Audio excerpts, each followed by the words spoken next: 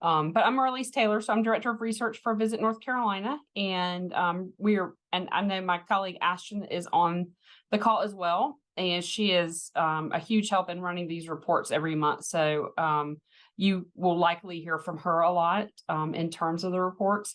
But I also wanted to introduce Danielle Ackerman from Zartico.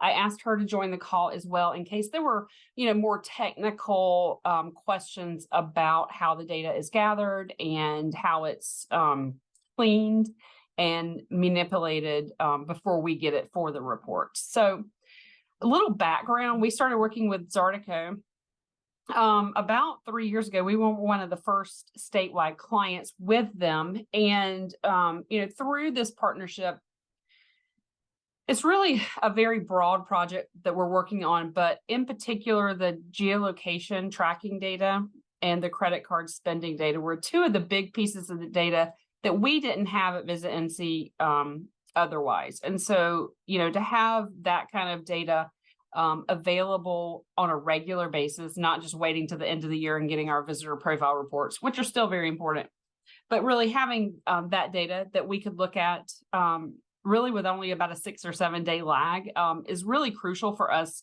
as a state destination marketing organization.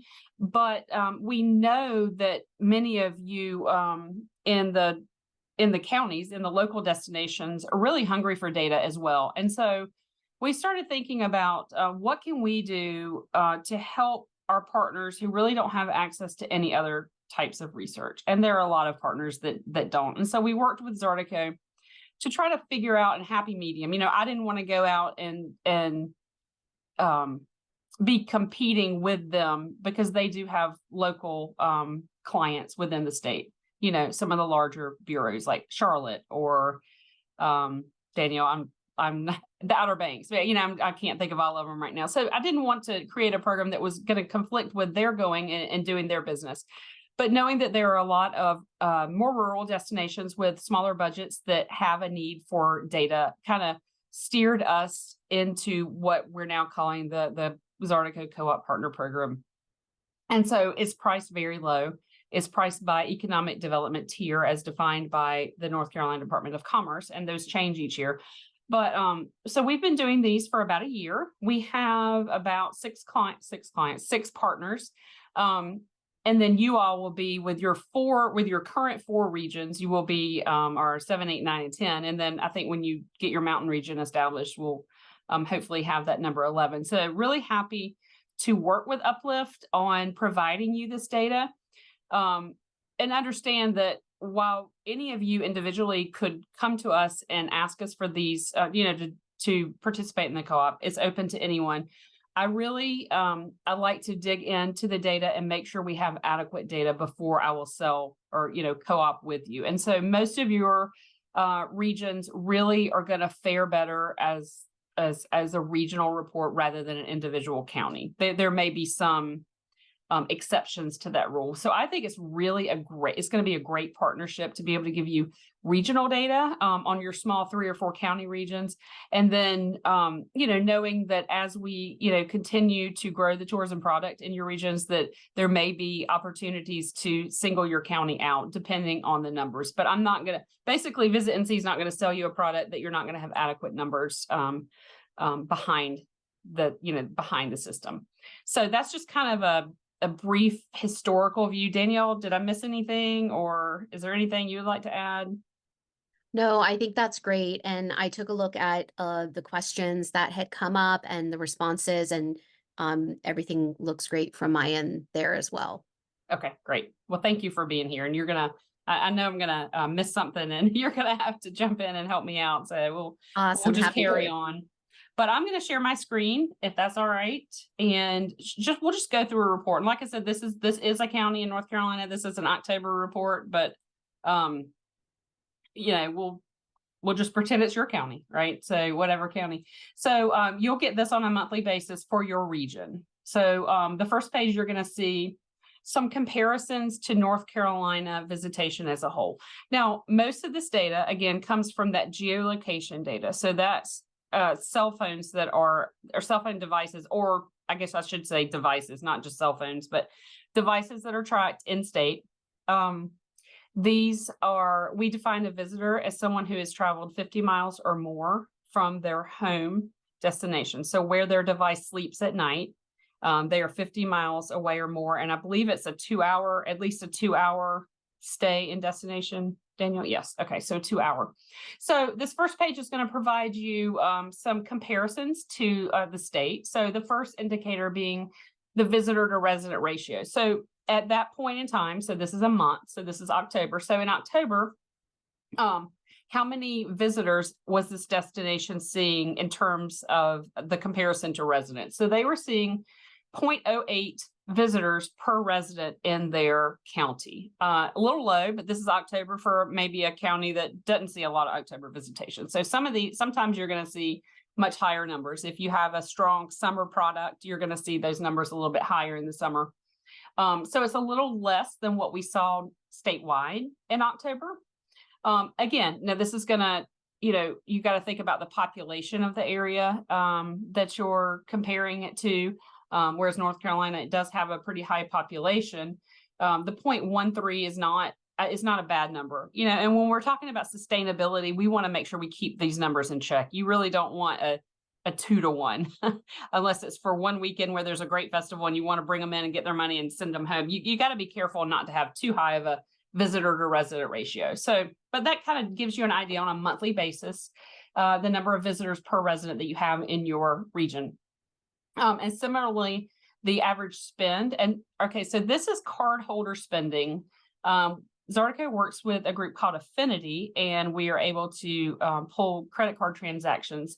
Now, this is spending in destination. So if someone, for instance, paid for their hotel ahead of time on their credit card from home, it's not going to count that.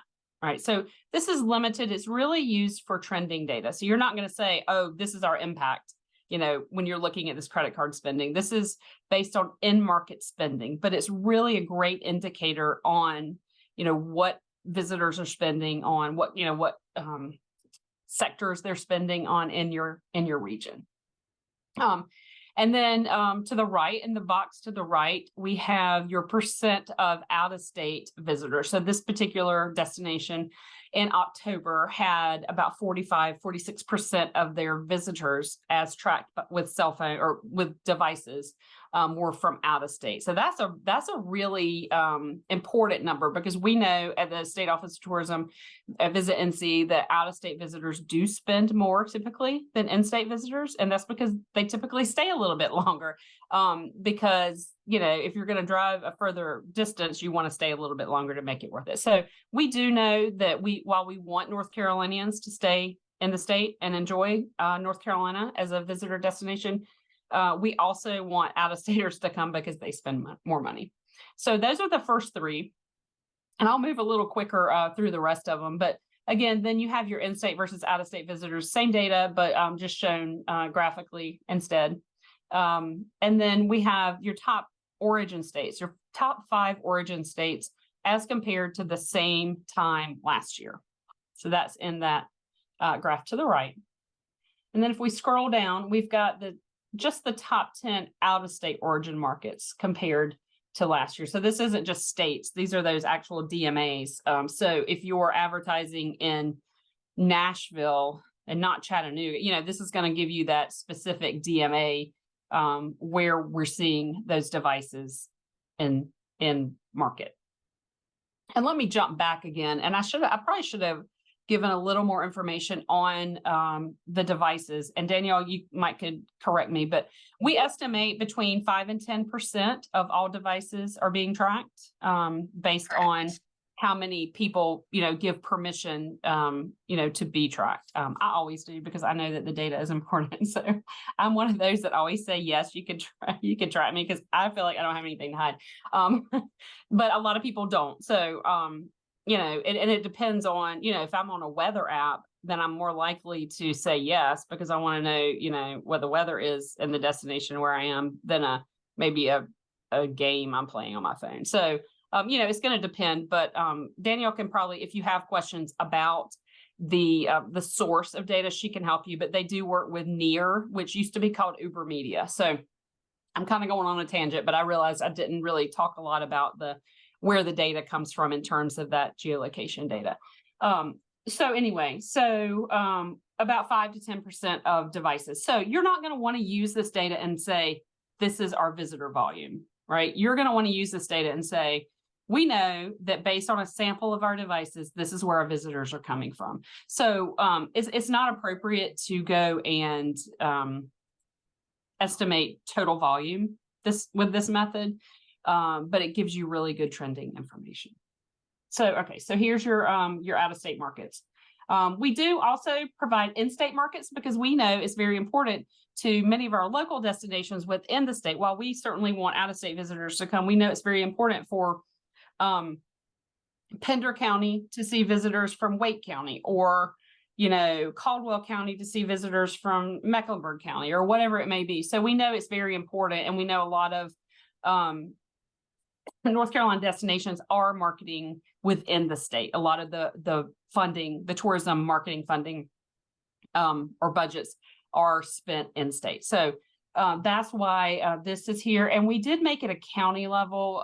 It just provided a little bit more depth of information than a DMA level. So, here's where this particular county is seeing in-state visitors as compared to last year. So you can see that this year they didn't see as many visitors from Mecklenburg County as they did last year, but they saw a few more from Wake County than they did last year. So nice way to compare. And you could take that back to, did I do more radio advertising? Did I do more special events marketing in a certain market last year? Is that why we're seeing more? Oh, does that mean that my ads in this market were more effective? So a really good trending information there to help you with your marketing and advertising.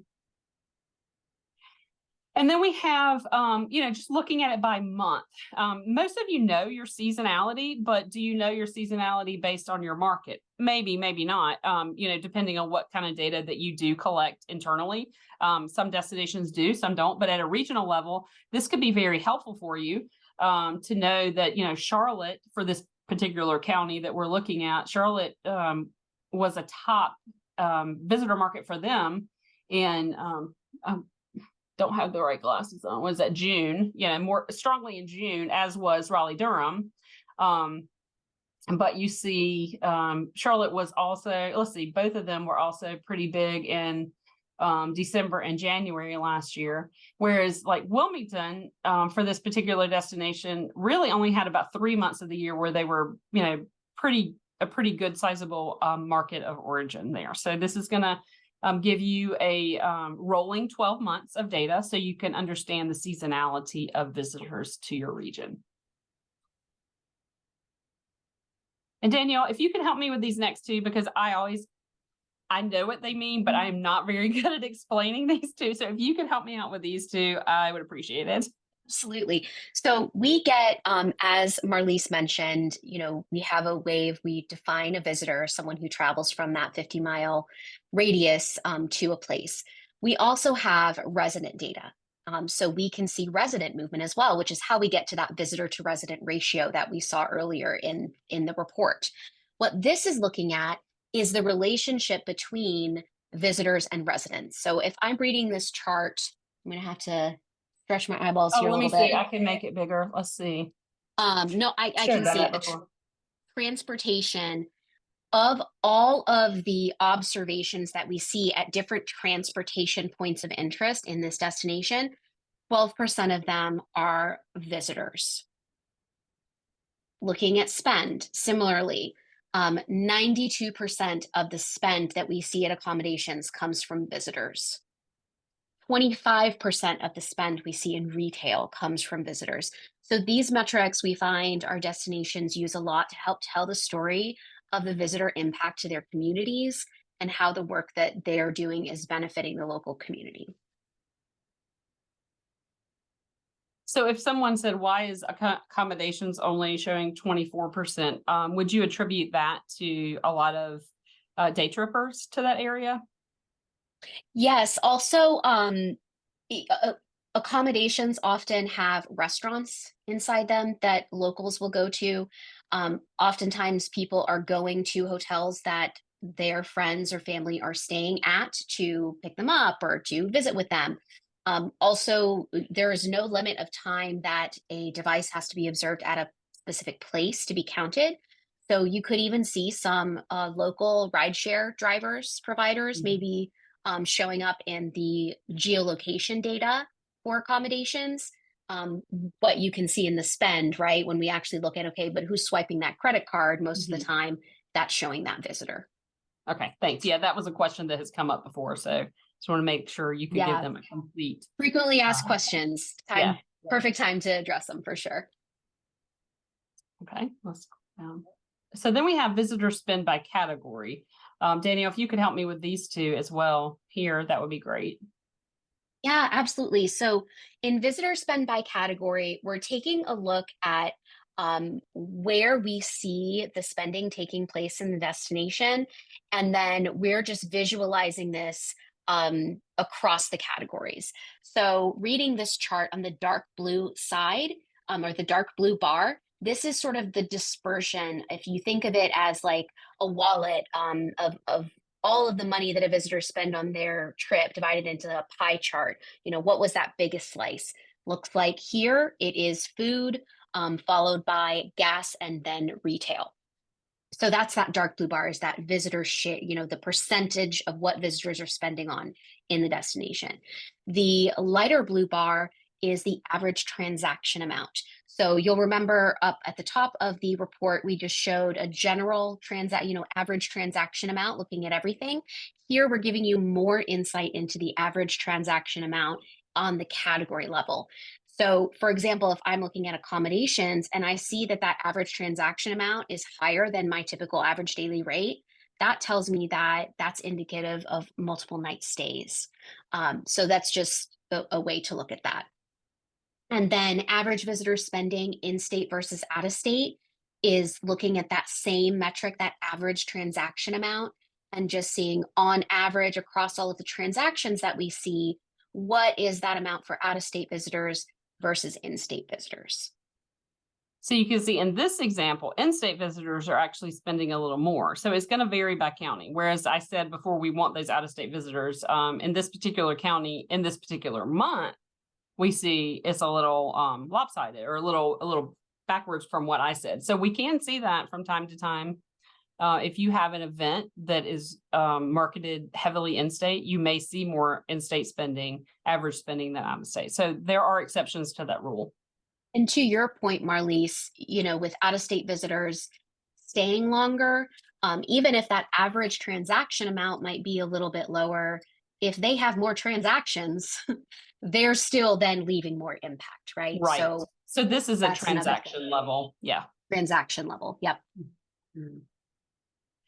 And so then we have the share of spend by season. And so some of this may be intuitive, but for particular sectors of spending, it may be interesting for you to see by season. So you can see here, it looks like there's a significantly more or higher percentage of spend in the fall at attractions in this particular county, which makes a lot of sense, knowing that this county has a large outdoor attraction. So the fall would be a really nice time to visit this particular, but they also have a fairly high proportion of spend in attractions for the summer. So this might help you.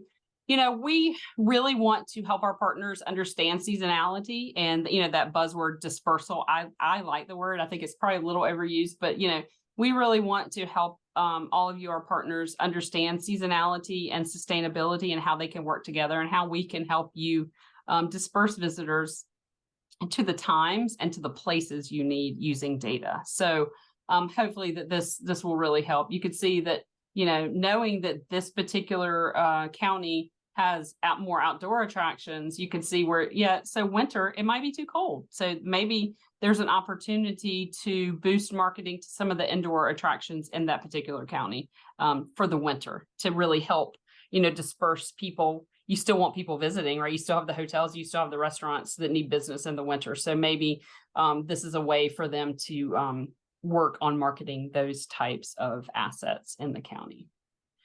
So then we have, where specifically within reason, where are visitors going and what is the visitor to resident ratio within the particular categories. So, here we have, attractions. So we know that of all observed devices and attractions in this particular county, 40% were visitors to the area, whereas 60% would have been residents. And then we have that visitor to resident ratio for each of the types of categories of POIs, of places to visit. Finally, this is really important to check out. And so when I said earlier, I'm not going to sell anyone a product that doesn't have adequate sample. This is really important to me because I don't want you to have data that's not going to be reliable and true. Not that it can't be directional, but Zartico was very helpful in providing these sample sizes for us. And so this particular county is all in green.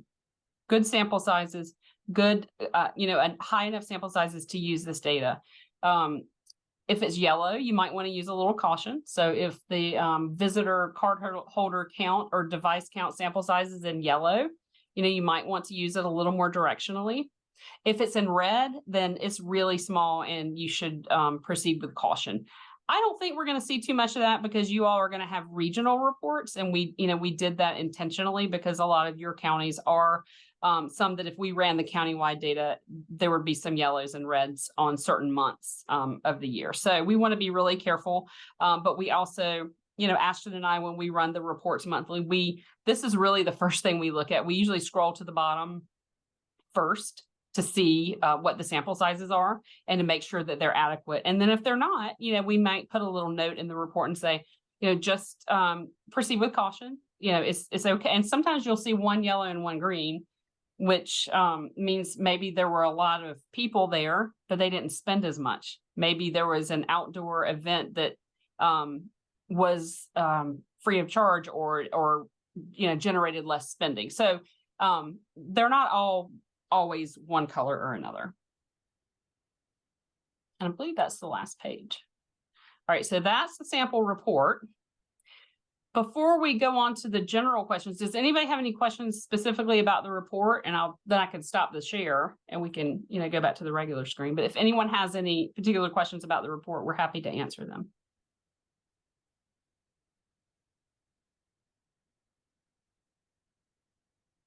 Okay, let's stop the share. We'll get back to seeing everybody's faces. Nice to see some familiar faces on here. So how do we get the device data? So what we have done is work with Zartico to define points of interest, or you'll hear us say POI a lot. So POI is the point of interest. So Zartico has gone in and mapped using their GIS capabilities to map locations across the state. And we have POIs in every county. To be mapped, it needs to be a specific destination. So if there's, a specific location. So there needs to be boundaries. So I'm trying to think of a bad example, but I can't think of one right now. So maybe like a festival, you wouldn't want to geofence a festival because looking at the data compared to like last year when there wasn't a festival at that time would look really off. So it needs to be a specific location. But Zartico has POIs for every county currently. But Ashton and I are going through right now each county and we are updating the POIs. Now, knowing there are 100 counties in North Carolina, know that it is taking us a good bit of time. So what we would like to do is work with Uplift and make sure that the POIs in your regions are what you want tracked. And then we may add even more to make sure that you get those numbers in the green and as much as possible and not in the yellow or red. So know that we are working on a POI refresh and working with Zartico. It will take a little bit of time for them to go in and draw them, but we are going back county by county. So Daniel, is there anything I missed on the POI part? No, I think that was great. I would add for the points of interest, we have two different categories that we put things into. So we have primary points of interest, which are meant to be like things that are a draw for visitors, reason why a visitor would drive or fly to come to your destination, like an attraction, like a destination restaurant that's been on like a Food Network show or something like that. And then we have contextual points of interest that are as important to have because we want to capture visitor data from places like hotels, other just regular community restaurants, things like that, gas stations, other places that round out the visitor economy. We bring those in as what's called as contextual. So we're working with the team to make sure that we capture your primary tourism drivers, and that's what we'll be working with you all on to make sure that that is accurate, but also that there is a good representation of contextuals that are important, like having a mix of hotels, having a mix of restaurants in your destination that we can capture. And really, it varies by county. What is a primary point of interest in one county may be a contextual in another. And so that's what's taking a little bit of time to go through them. But we want to make sure that they're as accurate, and appropriate for each county as possible. So, whereas a hotel, like let's just say the Grove Park Inn in Asheville would be a primary lodging, would be primary POI. But most hotels are not going to be. People use hotels to stay in, but not necessarily as that destination for the most part. Now, there are exceptions to that rule as well, but that's why we're going county by county. So if you do have a lodging property that you think brings people to your region, let us know, or let us know which park you think brings people to your region. That is the reason they come, rather than that's something extra for them to do while they're in the destination. And what this does is it helps speed up the data, and it helps make that data on those primary POIs more, I don't know, I lost my train of thought, more valid. I don't know if valid is the right word, Danielle, but it really Yeah, helps. more actionable. It really Yeah. divides up so that when you all are looking at your place data and you're seeing where people are going, that it is representative of those tourism drivers. And just to be clear, it's I mean, it's all sorts, right? It's hotels, restaurants. It can be, as you said, a park. It can be a museum. It can be other public sites as well, right? Yeah, as long as it has boundaries, it could be, but we don't want it too big. And we also want to be careful with boundaries where there may be a road, we don't want a whole lot of noise from traffic. So we have to be careful there. I'm looking at some of the questions that you all sent us before, and I think there was one about that. Let me see if I can find it. So if it's a park, for example, you may want to focus on the visitor center versus the whole park as a whole, or something like that. Depending on the park, right? Yeah. So it's going to depend on the park and how big it is. If it's not that big of a park, we could map the whole thing. But if it's a large part where there's a highway going through the middle of it, then I would say, yes, you would want to go with the visitor center, or where you think people are going to maybe park. And our GIS team is fantastic. They have best practices. So when they get your list, they go and look at what the place is, and then they map it according to best practices and recommendations. And then we can make tweaks as necessary with the team. So one of the questions was, how small can a POI be? How sensitive are the observations? So, and this question, I think, so you probably gave to, or somebody from your team did. If a concert stage in a field is mapped, how close can people get to the stage to be observed, or a shop on Main Street? So between 15 and 65 feet is that sensitivity of the device observation. But this means that POIs that are close together is going to be harder to distinguish one from another. So if you have a downtown area with a number of shops, you're not going to want to necessarily map out each individual shop, but maybe a row of shops, if you will. or if a POI, if a 2-story something, the satellites are not able to distinguish the second floor from the first floor. So again, this is satellite data. So we would, if you had a shopping center, we would list that as one POI rather than the individual shops within it. And again, I mentioned the street issue, the festival. If you have a festival here one year and not the next, that's going to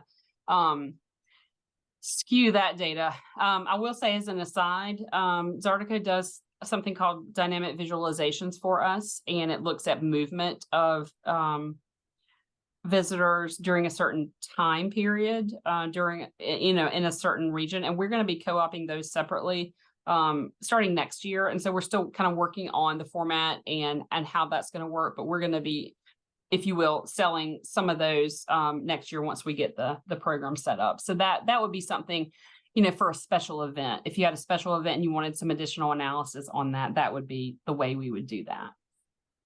Another issue, and this is for real in a lot of areas in the state still, is that there may be a dead zone or poor cell reception. And so we know that, and if it reduces the app usage, then it's going to decrease that volume of geolocation data. So we're going to need to know that. Let's see, what else? I'm trying to pick through the questions that we received. Oh,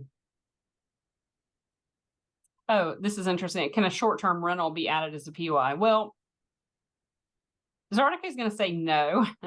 I'm going to say if you know the address of it and it's only a short-term rental, then maybe.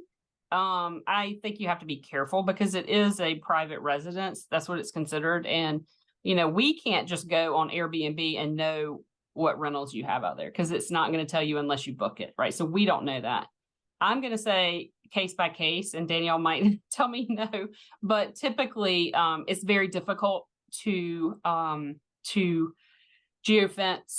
VRBOs or Airbnbs or home rentals. I think it's pretty tricky there. So I realize that in many of your destinations that is your lodging, that is your accommodations. And so I would say let's talk about that individually if that's the case. Certainly we'll have your hotels and motels and campgrounds fenced, but in terms of those private residences, that's a little tricky.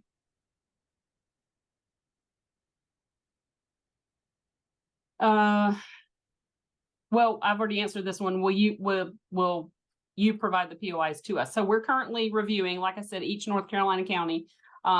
If you want to go ahead and send us what you think, and particularly those primary attractions, if you have certain primary ones that you say this has to be included in our report, then please go ahead and send them to us. Chances are we already have them because we're going to your tourism websites. We're going to the Visit NC that you've already submitted data for. So we're working really hard to use all the data available to us to create the list of POIs. But if you have something you want to just double check with us, send us the list and Ashton and I can go through and make sure that we have those. So how many POIs should you have per county?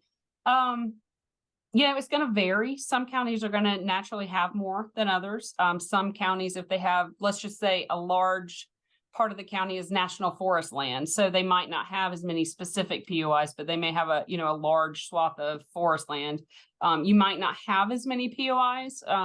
We're going to try to get you as many as we can per county to give you enough data. But if we have a county, and none of you are in this case, but like Wake County or Mecklenburg County, we're not going to put every single restaurant in those counties because they don't need that. They're going to be picking up devices without including every single restaurant and every single park, or if you will, or every single retail establishment. So, it's going to vary by county.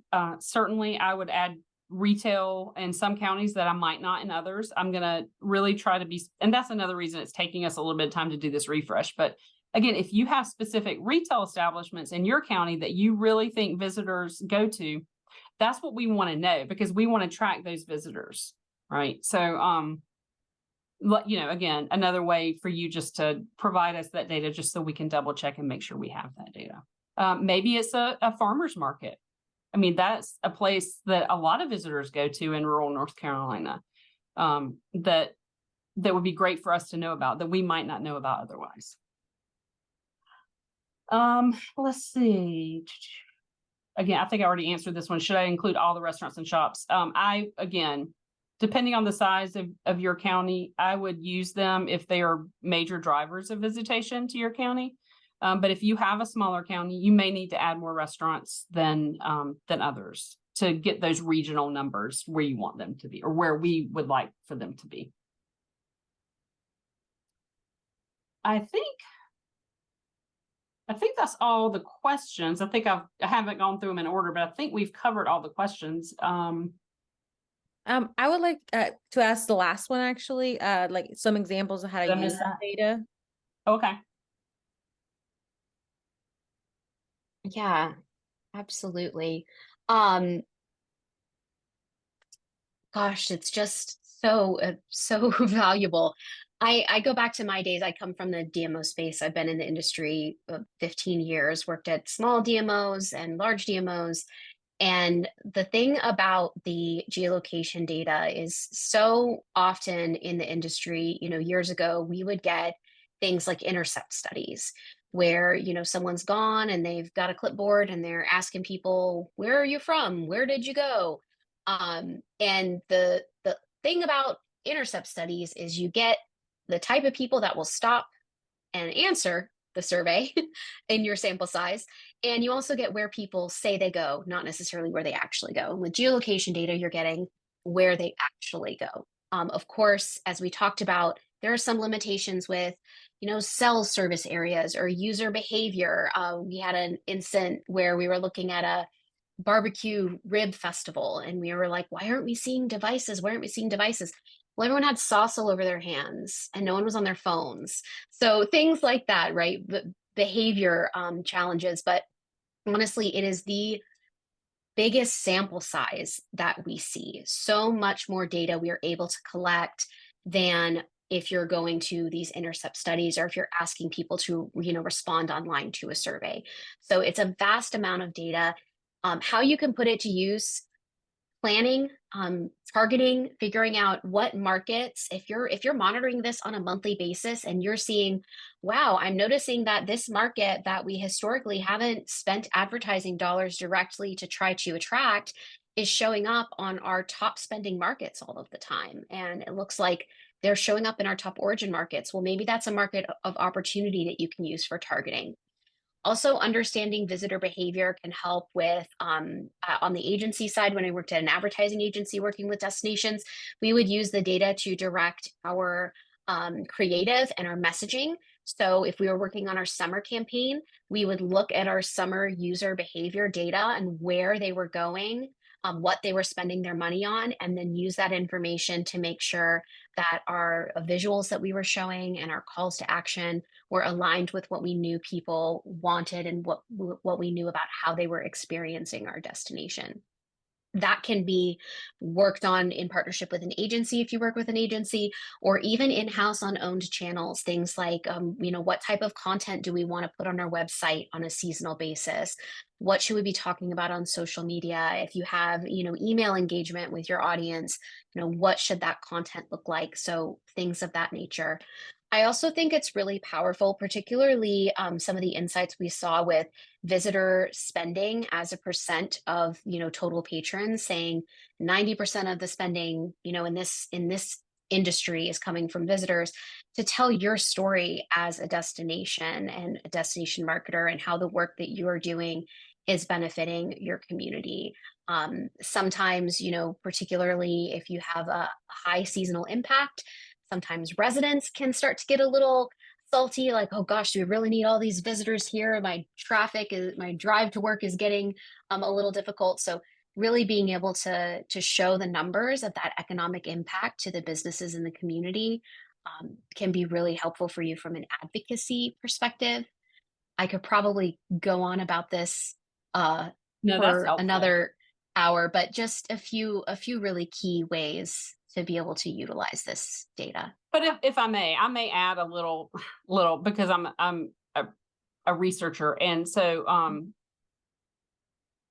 this isn't to replace other types of data. This is to be used as a supplement to something that you don't already have. So whereas Danielle made some comparisons to a visitor profile study, and I totally agree with all her statements, there are some things that you're going to need to talk to visitors about, like their motivations, why they came, how they heard about your event or your destination. So there are certainly limitations because this is not a survey data, right? So this is not asking visitors those type of questions. But I think it's really important to supplement with this what you don't have with the visitor profiling. But then, maybe do a seasonal volunteer roundup where you get people out and about or get people at festivals asking some questions like that. Hey, how'd you hear about us? Hey, what made you want to visit this weekend? So I do think that there are cases or use cases for talking to visitors as well. But this really gives you good directional data so that you know what questions to ask, right? So, use this data in terms of trending, in terms of seasonality, in terms of type of POI people visit, they're observed at, and then use this data to formulate the other questions that you really need to ask them in more of a qualitative manner. 100% agree, Marlise. It is to supplement. It is not, to replace. And since you don't have to waste time asking people where they came from or what they spent their money on, because you have that data, you can spend that limited amount of time you have with, people have a low tolerance for length of engagement with these surveys to ask those other questions that are really down to more behavioral and motivations and things like that. So absolutely.